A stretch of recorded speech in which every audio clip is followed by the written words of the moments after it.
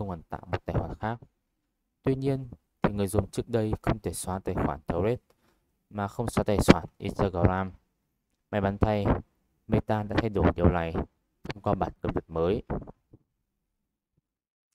Bản cập nhật mới của ứng dụng Threads dành cho iOS và Android cho phép người dùng xóa tài khoản Threads mà không ảnh hưởng đến tài khoản Instagram.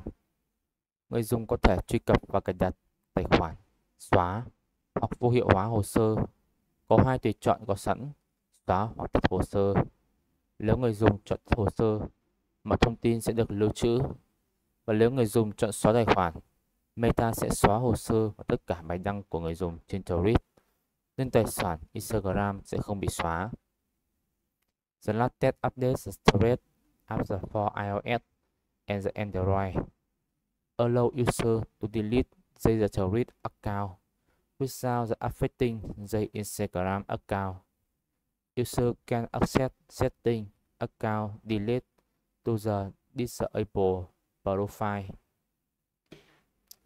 There are two options available: delete on the disabled profile. If the user selects off the profile, all the information will be stored. If the user selects delete account, Meta will delete the user profile and upload on the Threads. The Instagram account will report delete. Tính năng mới này đang được triển khai cho người dùng. Do đó, có thể họ sẽ không thấy nó ngay sau khi cài đặt phiên bản mới nhất của ứng dụng Threads trên điện thoại. Ngoài ra, bản cập nhật này cũng bổ sung cài đặt cho người dùng chọn hiển thị bài đăng cho người khác dưới dạng đề xuất trên Facebook và Instagram. Kể từ khi ra mắt, Threads đã đạt được 100 triệu người dùng chỉ trong vòng 5 ngày, vượt qua kỷ lục của ChatGPT.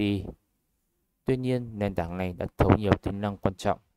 Sau đó, Threads đã phát hành nhiều bản cập nhật mới, bổ sung các tính năng như GIF, cuộc thăm dò ý kiến, lốt chỉnh sửa và phiên bản web để thu hút người dùng quay trở lại. Ngoài ra, Threads cũng đang nỗ lực